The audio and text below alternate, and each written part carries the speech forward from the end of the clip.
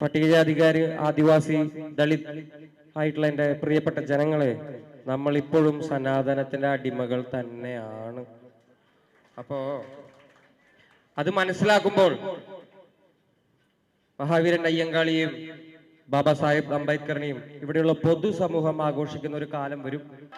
പുലയരെല്ലാരും കൂടി ചേരമരായാൽ എന്താ, പുലയന്റെ പുല ഈ കേരളത്തിൽ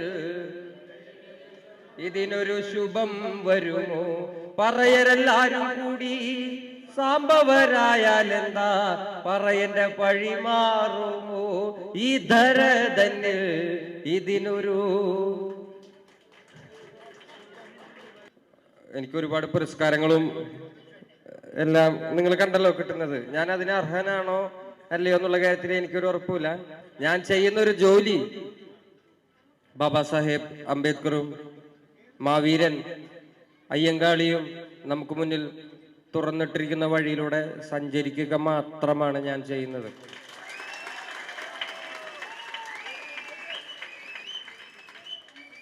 ആ വഴിയില് ഈ സനാതന സമൂഹത്തിന്റെ ഇടയിലുള്ള ഈ വഴിയിൽ സഞ്ചരിക്കാൻ എനിക്ക് ഒരുപാട് ബുദ്ധിമുട്ടുകൾ ഉണ്ടെങ്കിലും ഞാൻ ധൈര്യപൂർവം നടക്കും എന്നുള്ളൊരു കാര്യം എനിക്ക് അതുമാത്രമേ എനിക്ക് വാക്ക് പറയാൻ പറ്റുള്ളൂ നിങ്ങളുടെ അടുത്ത്. ഇത്രയും സന്തോഷമുള്ള ഒരു സ്ഥലത്തും എനിക്കൊരു സങ്കടം ഉള്ളത് ഞാൻ പറയട്ടെ. ഞാൻ കാലത്ത് സ്മൃതി മണ്ഡപത്തിലേക്ക് പോയിരുന്നു. ഞാൻ അവിടെ പോയിരുന്നു. ഇപ്പൊ ഇവിടെ വരുന്നു. മഹാവീരൻ അയ്യങ്കാളിയുടെ നിனைவு നാൾ, അത്രയും വലിയൊരു മനുഷ്യനെ ഓർക്കേണ്ട ഒരു ദിവസം നമ്മളൊരു കൊച്ചു കുടിസു മുറിയിനകത്ത് നിന്നാണ് ആഘോഷിക്കുന്നത് എന്നുള്ളൊരു സങ്കടമുണ്ട് എനിക്ക്. കേരളത്തിലെ ജാതി സമൂഹം മഹാവീരൻ അയ്യങ്കാളിയെയും ബാബാ സാഹേബ് അംബേദ്കറിനെയും ജാതിവാദിയായിട്ടും ഏതെങ്കിലും ഒരു പെർട്ടിക്കുലർ ജാതിയുടെ മാത്രം നേതാവാക്കി മാത്രം ആഘോഷിക്കപ്പെടുന്ന ഈ ഒരു സമൂഹത്തില് അടുത്ത പ്രാവശ്യം ഇതേ ദിവസം 10,000-കണക്കിന് ജനങ്ങള് ഒത്തുകിടുന്ന ഒരു വേദിയില് ഡോക്ടർ ബാബാ സാഹേബ് അംബേദ്കറുടെയും മഹാവീരൻ അയ്യങ്കാളിയുടെയും ജന്മദിനങ്ങളും അവരുടെ നിனைவு നാളുകളെല്ലാം ആഘോഷിക്കാൻ പറ്റുന്ന അവസ്ഥയിലേക്ക് സാമൂഹികമായി നമ്മൾ വളരണം എന്ന് ഞാൻ ആഗ്രഹിക്കുന്നുണ്ട്. ഒരുപാട് കാലമായിട്ടുള്ള ആഗ്രഹമാണ്. പിന്നെ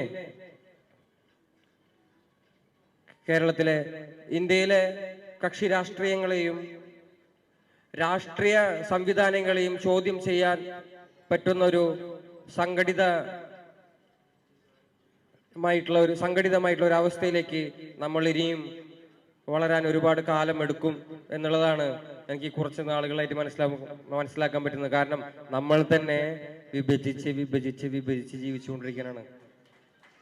നമ്മുടെ ഉള്ളിലുള്ള ഈ തീവ്ര സനാതനത്തിന്റെ സാഹോദര്യമില്ലായ്മ നമ്മുടെ ഉള്ളിലും കടന്നുകൂടിയിട്ടുണ്ട് എന്നുള്ളതിന്റെ ഒരു തെളിവാണ് എനിക്ക് ഇന്ന് കാണാൻ കഴിഞ്ഞത്. ദയവ് ചെയ്ത് അടുത്ത മഹാവീരൻ അയ്യങ്കാളിയുടെ ജന്മദിന ആഘോഷത്തിന്റെ പരിപാടിയായിട്ടും എന്ത് പരിപാടിയാണെങ്കിലും ബഹുജനങ്ങളെ മുഴുവൻ കോർത്തിണക്കാൻ പറ്റുന്ന ഒരു വലിയ ഇടത്തിലേക്ക് ഞാൻ വരാൻ പറ്റുമെന്നാണ് ഞാൻ വിചാരിക്കുന്നത്.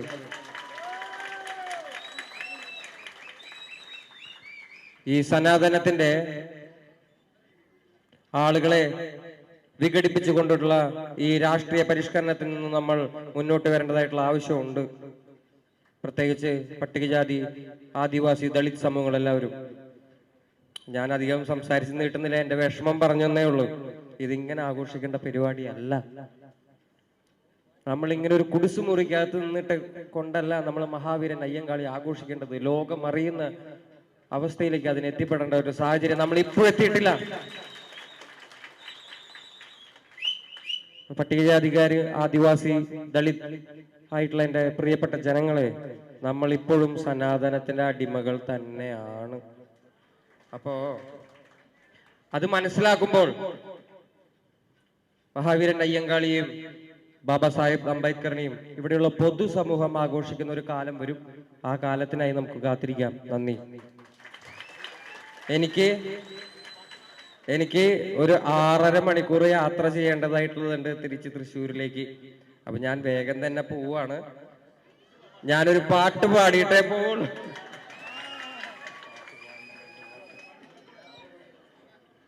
പക്ഷെ എന്ത് പാട്ട് പാടും എന്നുള്ളൊരു സംശയത്തിലാണ് ഞാൻ എന്ത് പാട്ട് പാടണം. പൊയ്കയിലപ്പച്ചന്റെ പാട്ട് പാടാനാണ് പറയുന്നത്. ഞാനൊന്നും പഠിച്ചു വന്നിട്ടൊന്നുമില്ല.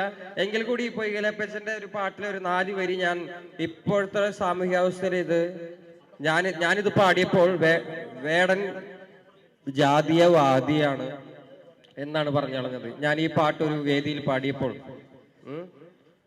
പൊയ്കയിലപ്പച്ചൻ നമുക്ക് വേണ്ടി എഴുതി പോരാടി മരിച്ചു പോയിട്ടുള്ള ഒരാളാണ്. അപ്പോ പ്രിയപ്പെട്ട ബഹുമാനപ്പെട്ട പൊയ്കയിലപ്പച്ചന്റെ ഒരു കവിതയിൽ ഒരു 4 വരിയാണ്. ഇത് പൊതുസമൂഹത്തിനുള്ളിലേക്ക് എത്തിപ്പെടേണ്ടതായിട്ടുള്ള ഒരു വരിയും കൂടിയായിട്ടാണ് ഞാൻ കാണുന്നത്. പുലയരെല്ലാരും കൂടി. അറിയോ ഈ പാട്ട്, ഈ കവിത ആർക്കെങ്കിലും അറിയോ? അറിയോ? എങ്കിൽ അതൊന്ന് എങ്കിൽ അത് ഞാൻ എന്തായാലും പാടും. ഇത് നിങ്ങൾ കേട്ടിട്ടുണ്ടോ? അത് പാടരുതെന്നാണ് പറയണത്. എന്താണ് അവസ്ഥ? പുലയരെല്ലാരും കൂടി ചേരമരായാൽ എന്താ? പുലയന്റെ ഈ കേരളത്തിൽ ഇതിനൊരു ശുഭം വരുമോ? പറയരെല്ലാരും കൂടി സാമ്പവരായാൽ എന്താ? പറയന്റെ പഴി മാറുമോ? ഈ ധര തന്നിൽ ഇതിനൊരു ഇത് ഈ കാലഘട്ടത്തിലും പാടേണ്ടതായിട്ടുള്ള ആവശ്യമുണ്ട് എന്ന് പറയുന്ന ഒരു ദയനീയമായിട്ടുള്ള ഒരു അവസ്ഥയിലാണ് നമ്മൾ ജീവിച്ചുകൊണ്ടിരിക്കുന്നത്. അല്ലെങ്കിൽ ഒരു സമൂഹത്തിനെ തന്നെ മാറ്റിമറിച്ചിട്ടുള്ള ഒരു വീരയോദ്ധാവിന്റെ ഓർമ്മ ദിവസം ഇങ്ങനെ ഒരു ഹാളിൽ ആഘോഷിക്കേണ്ട ഒരു അവസ്ഥയിലേക്ക് നമ്മൾ എത്തില്ലായിരുന്നു. വലിയൊരു ഉത്സവമാരി നടത്തേണ്ടിരുന്ന ഒരു പരിപാടി. എനിക്ക് അതാണ് ഒരു സങ്കടമുള്ളത്. നിങ്ങളെല്ലാവരും കണ്ടതിൽ എനിക്ക് സന്തോഷമുണ്ട്. പക്ഷെ ഇതിങ്ങനെയല്ല നടത്തേണ്ടത്. അടുത്ത പ്രാവശ്യമെങ്കിലും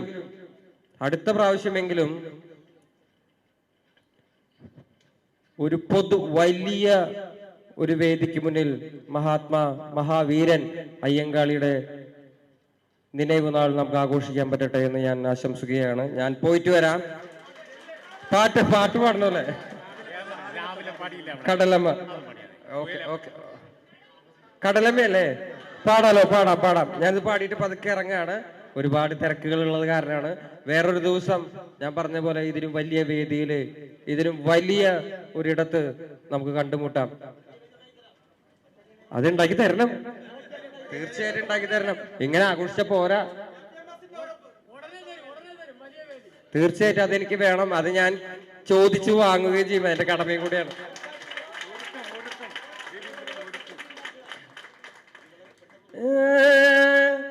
കടലമ്മ കരഞ്ഞല്ലേ പെറ്റത്, കണ്ണീരെല്ലാം അവളല്ലേ കട്ടത്, കരയില്ല കടലല്ലേ കണ്ടത്, കടലിന്റെ മക്കളാ കടലമ്മ കരഞ്ഞല്ലേ പെറ്റത്, കണ്ണീരെല്ലാം അവളല്ലേ കട്ടത്, കരയില്ല കടലല്ലേ കണ്ടത്, കടലിന്റെ മക്കളാ കടലിന്റെ.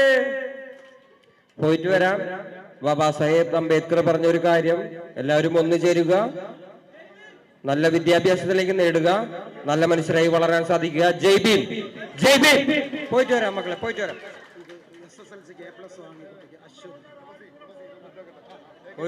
ഒരു ചെറിയൊരു സമ്മാനം കൊടുക്കാറുണ്ട്. അശ്വിനി VS നമ്മുടെ മോളാണ്. SSLCക്ക് എല്ലാ വിഷയത്തിലും A+ നേടി. എല്ലാവരും ഇരിക്കണം. ഞാൻ ഇതൊന്നും കൊടുത്തിട്ട് ഞാൻ പതുക്കെ പിരിഞ്ഞോളാം. നമ്മുടെ മോൾക്ക്, അശ്വിനി മോൾക്ക് എല്ലാ വിഷയത്തിലും A+ നേടി നമ്മുടെ മോൾക്കാണ് കൊടുക്കുന്നത്. എല്ലാവരും ഒന്ന് കൈയടിക്കണം പ്ലീസ്.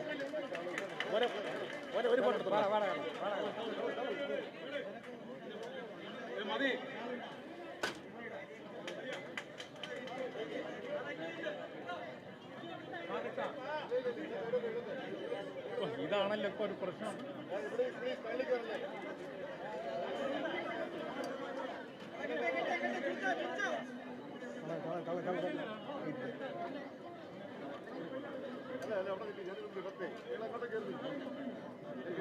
ഞാനും അതിനെ